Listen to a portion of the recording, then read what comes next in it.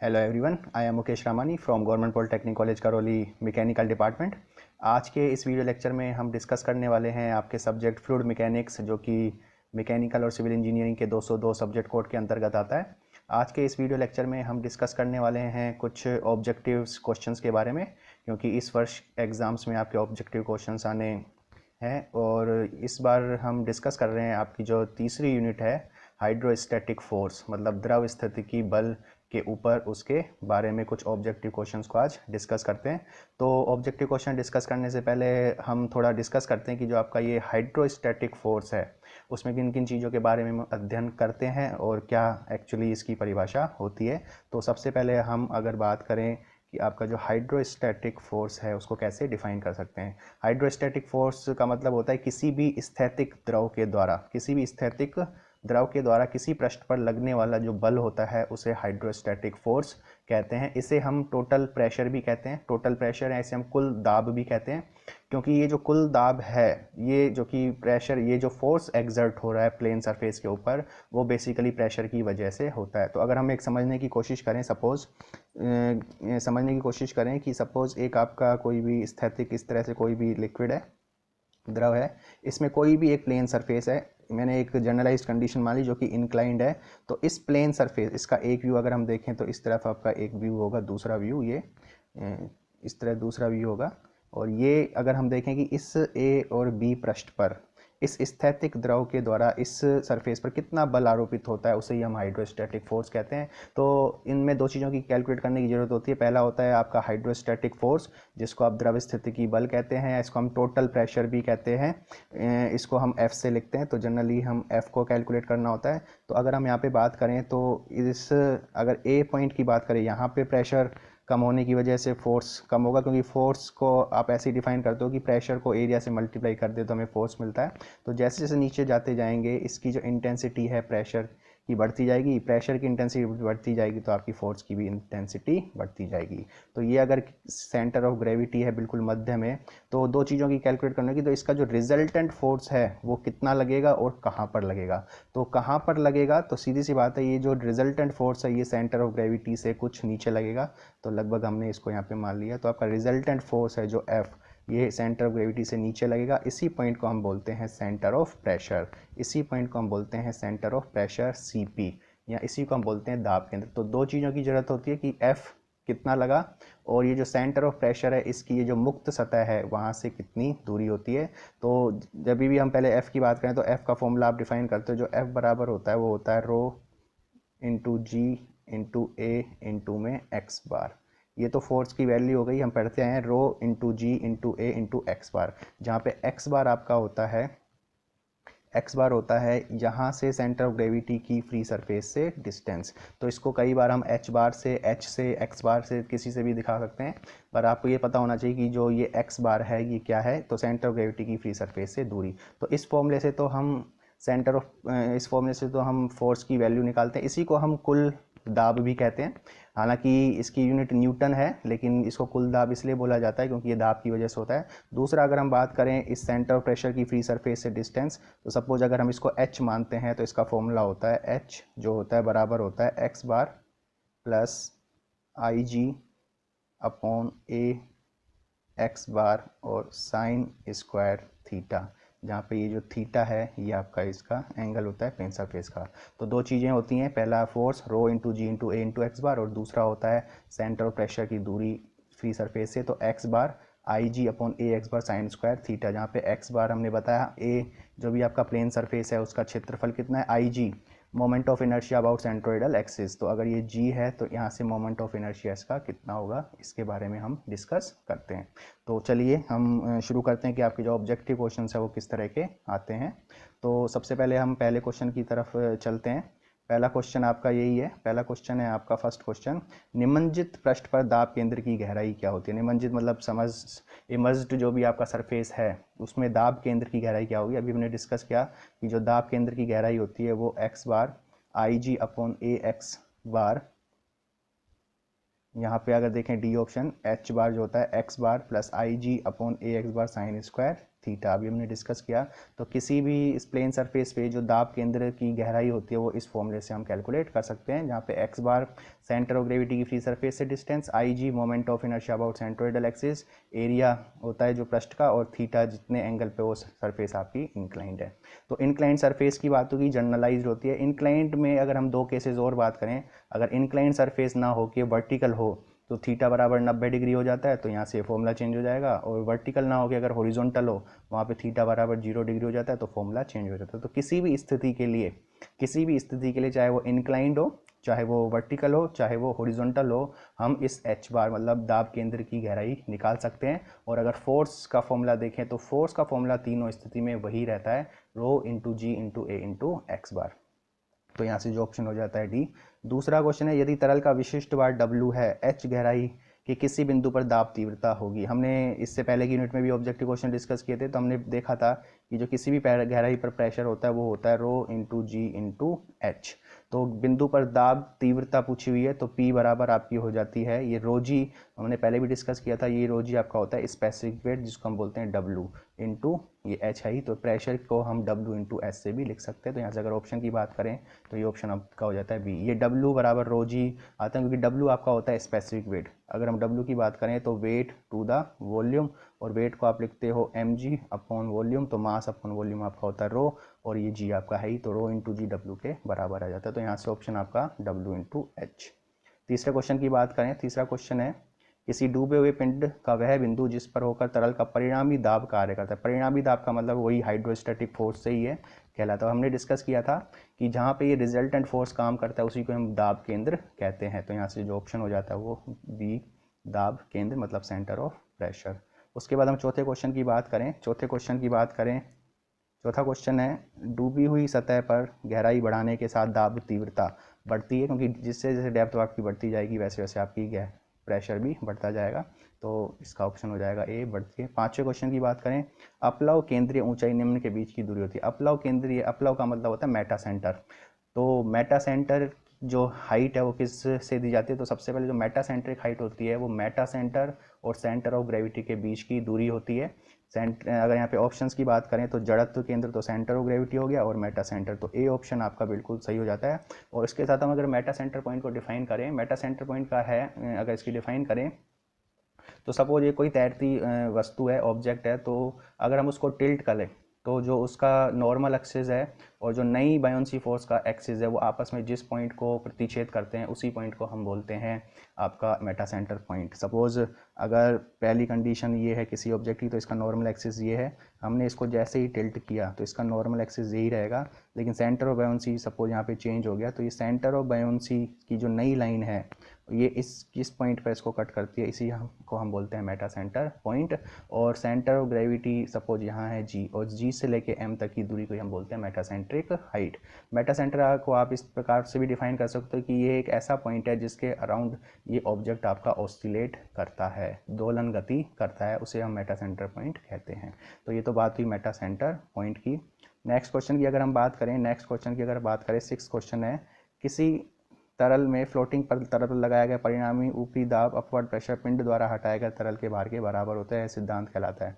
Generally ये उत्प्लावन का question है, बायोंसी का क्वेश्चन है। तो बायोंसी में यही कहते हैं कि बायोंसी का मतलब बायोंसी फोर्स क्या होता है कि किसी भी स्थैतिक द्रव के द्वारा नेट वर्टिकल अपवर्ड डायरेक्शन में जो फोर्स एग्जर्ट होता है उसे हम उत्प्लावन बल कहते हैं, उसे हम बायोंसी फोर्स कहते हैं। और वो किसके बराबर आता है, वो जितना ऑब्जेक्ट ने अपनी जगह से द्रव के भार को हटाया उसके बराबर होता है, और यही आपका आर्किमिडीज प्रिंसिपल कहलाता है।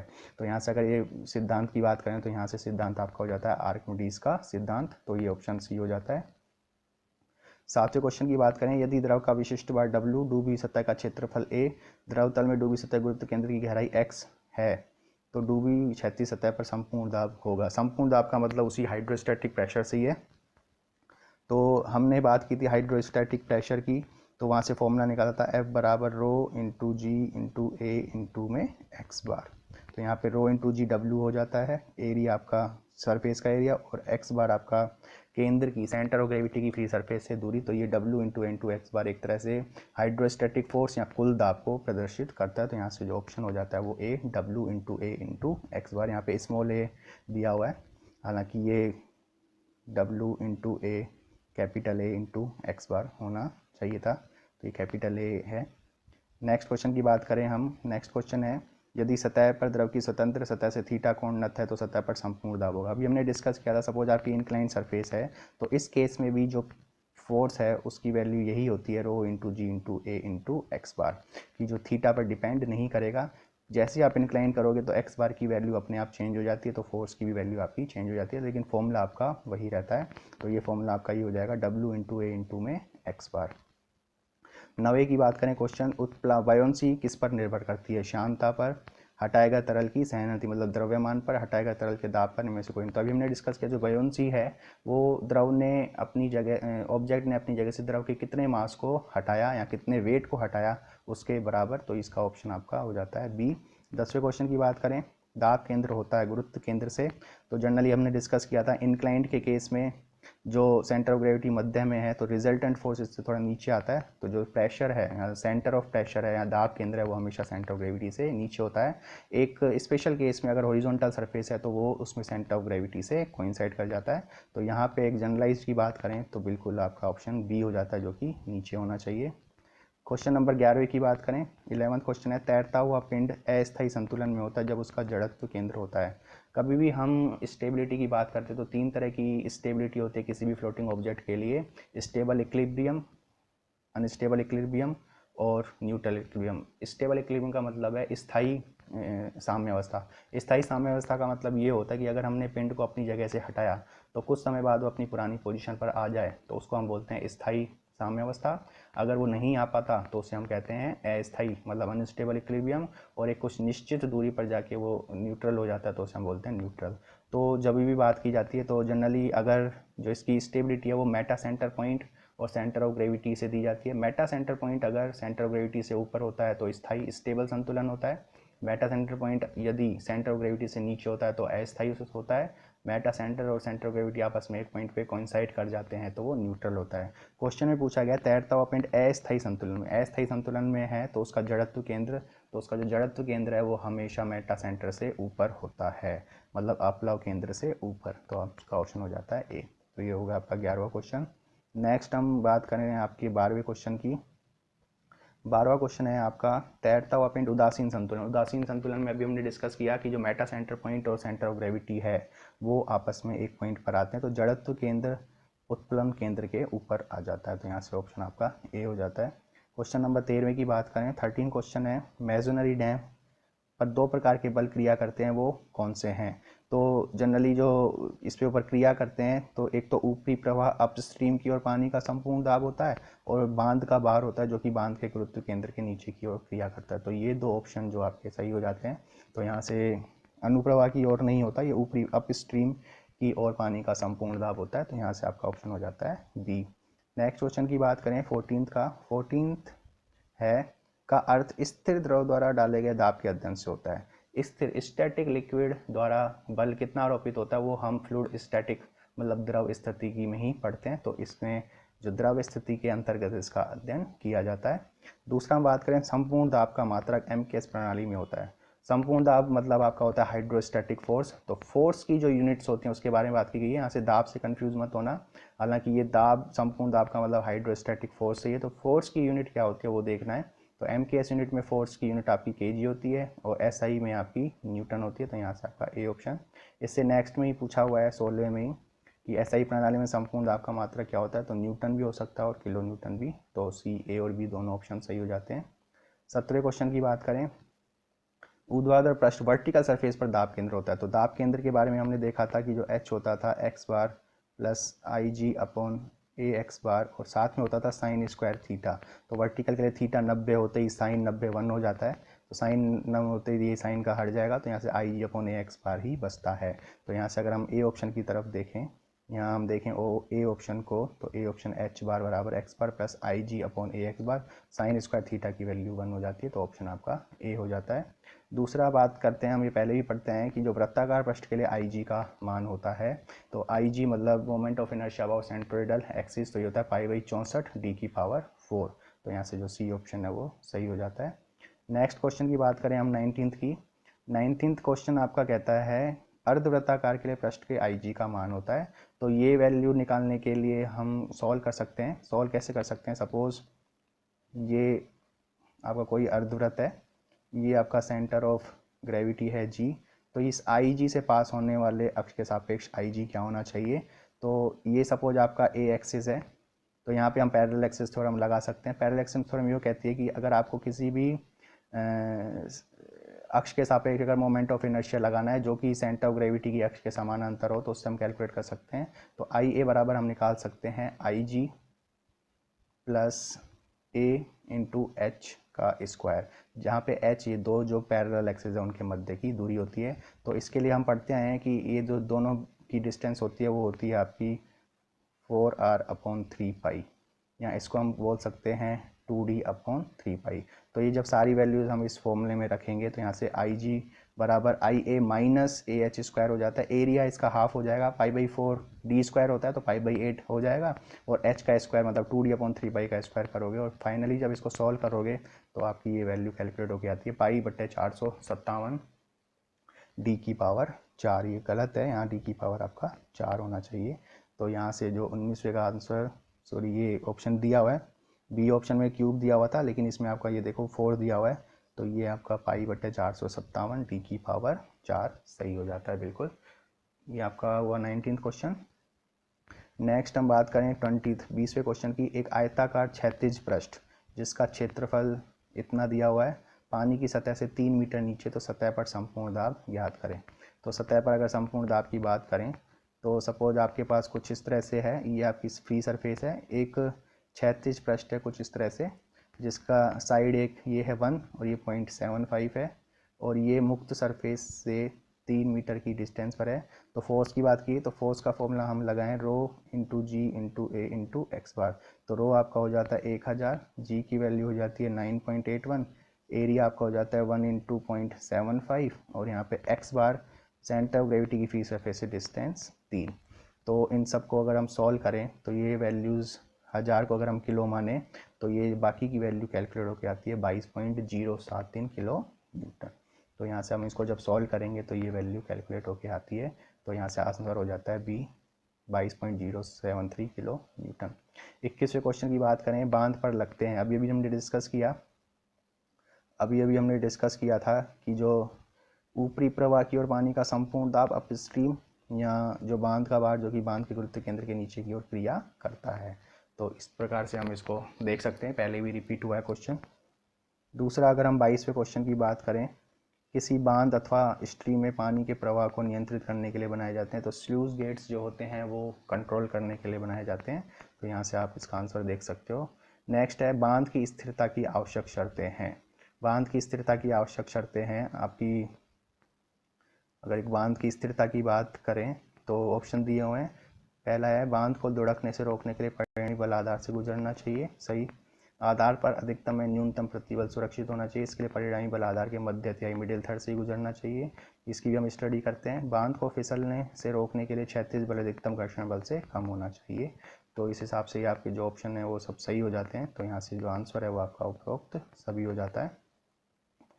फिर हम डिस्कस कर रहे हैं आपका जो क्वेश्चन है 24th। एक ऊर्ध्वाधर फाटक वर्टिकल स्क्वायर गेट का ऊपरी सिरा जल तल से 3 मीटर की गहराई पर है। फाटक की भुजा 1 मीटर है। फाटक पर संपूर्ण दाब क्या होगा? तो फाटक पर संपूर्ण दाब सपोज इस तरह से दिया हुआ, ये फ्री सरफेस है, ये वर्टिकल फाटक है जो कि 1:1 है। तो यहाँ से पूछा गया है कि जो फाटक पर संपूर्ण दाब क्या होगा, और ये कहा गया है कि ऊपरी सिरा जल तल से 3 मीटर है, यहाँ से ये 3 मीटर है। तो अगर हम बात करें F बराबर रो इंटू जी इंटू ए इंटू एक्स बार, तो रो की वैल्यू हो गई 1000 मतलब 10⁻³ गुणा जी हो जाएगा 9.81 गुणा एरिया की अगर हम बात करें तो 1:1 एरिया हो जाएगा। एक्स बार क्या होता था? इस फ्री सरफेस से सेंटर ऑफ ग्रेविटी की डिस्टेंस, तो यहाँ से यहाँ तक की डिस्टेंस होती है एक्स बार। तो इसको कैसे निकाले? तो यहाँ से यहाँ तक 3 है, बाकी यहाँ 1 का आधा मतलब 0.5, तो ये 3.5। तो इस वैल्यू को जब आप सॉल्व करोगे तो ये वैल्यू सॉल्व होकर लगभग 34.34 किलो न्यूटन के बराबर आती है। तो यहाँ से आपका आंसर हो जाता है बी। 24वें के बाद अगर हम बात करें 25वें क्वेश्चन की, 25 में कहा है कि उपरोक्त प्रश्न में दाब केंद्र की गहराई क्या होगी? तो दाब केंद्र की गहराई के लिए भी आप फॉर्मूला लगा सकते हो। दाब केंद्र की गहराई के लिए फॉर्मूला हमने पढ़ा था कि जो h बार होता था x बार 3.5 होता है प्लस आपका था IG एक वर्गाकार के लिए IG होता है 1/12 BD क्यूब, तो 1 इंटू 1 का क्यूब अपॉन हो जाता है A 1 इंटू 1 और वापस से x बार 3.5। तो इसको जब आप सॉल्व करोगे तो 3.5 तो है ही, प्लस में ये वैल्यू और सॉल्व करोगे तो ये वैल्यू आपकी आती है 3.524 मीटर। को सॉल्व करके देखना आप, तो ये वैल्यू आपकी इतनी आती है 3.524। ये वैल्यू ध्यान रखो क्योंकि h बार मतलब होता है x bar plus IG 1/12 b into D का क्यू 1 है, ये भी 1 है, अपॉन एरिया 1 इंटू 1 और x बार मतलब 3.5। फिर पूछा गया है आयताकार पृष्ठ के लिए IG क्या होता है। आयताकार पृष्ठ के हम पढ़ते हैं तो IG होता है 1/12 b into H into cube, जहाँ पे b आपकी चौड़ाई है और h आपकी ऊंचाई है, तो यहाँ से b ऑप्शन आपका सही हो जाता है। उसके बाद बात की गई है कि त्रिभुजाकार पृष्ठ का IG क्या होता है। सपोज ये त्रिभुजाकार पृष्ठ है और ये G आपको सबको पता है, यहाँ से ये h अपॉन 3 डिस्टेंस पे होता है, तो इसके लिए IG का फॉर्मूला आपका होता है, ये होता है BH³ अपॉन 36 के बराबर। यहाँ से जो पास होने वाली अक्ष के सापेक्ष मोमेंट ऑफ इनर्शिया होगा BH³ अपॉन 36, तो ये ऑप्शन आपका बी हो जाता है BH³ अपॉन 36। नेक्स्ट हम 28 की बात करें। 28 है गणितीय रूप में निमज्जित पृष्ठ पर संपूर्ण दाब, मतलब संपूर्ण दाब टोटल प्रेशर या हाइड्रोस्टैटिक फोर्स। तो हम कई सारे अगर अल्पांश माने, ये अल्पांश ये अल्पांश ये अल्पांश, तो इस अल्पांश पर फोर्स निकालने के लिए यहाँ का प्रेशर और यहाँ का एरिया, यहाँ का प्रेशर यहाँ का एरिया, यहाँ का प्रेशर यहाँ का एरिया, और इन सब फोर्स को हम जोड़ दें तो ये वैल्यू जो होती है P1 A1 plus P2 A2 plus P3 A3, इसके बराबर हम संपूर्ण दाब को कैलकुलेट कर सकते हैं। 29 क्वेश्चन है क्षैतिज पृष्ठ पर दाब केंद्र होता है। तो क्षैतिज पृष्ठ पर दाब केंद्र की बात की गई है। दाब केंद्र के लिए हम फॉर्मूला वापस से लिखें तो H बराबर होता है x बार किसी भी इंक्लाइंड के लिए IG अपॉन ए एक्स बार, और यहाँ हो जाता है साइन स्क्वायर थीटा। तो इंक्लाइंड के लिए तो ये फॉर्मूला है, वर्टिकल के लिए थीटा 90 डिग्री हो जाता है और हॉरिजॉन्टल के लिए थीटा बराबर 0 डिग्री हो जाता है। तो थीटा 0 होते ही साइन 0 और साइन 0 की वैल्यू 0 होते ही ये पूरी टर्म आपकी लैप्स हो जाती है। तो फाइनल आपका h बराबर x बार के बराबर, और होना भी चाहिए क्योंकि हर पॉइंट पे जो प्रेशर की इंटेंसिटी है बराबर है तो फोर्स की इंटेंसिटी भी बराबर होगी, तो रिजल्टेंट जो फोर्स है वो हमेशा सेंटर पर कार्य करता है। तो यहाँ से h बराबर x बार के बराबर आपका आंसर आता है। तो ये कुछ इम्पोर्टेंट क्वेश्चंस थे आपके ऑब्जेक्टिव पॉइंट ऑफ व्यू से, जो कि आपके डिप्लोमा सिलेबस के अंतर्गत बनाए गए हैं, और काफ़ी इम्पोर्टेंट क्वेश्चंस हैं क्योंकि 70 मार्क्स में से आपके 30 मार्क्स लगभग ऑब्जेक्टिव क्वेश्चंस के आने हैं। तो इसको रिवीजन के तौर पर भी हम देख सकते हैं।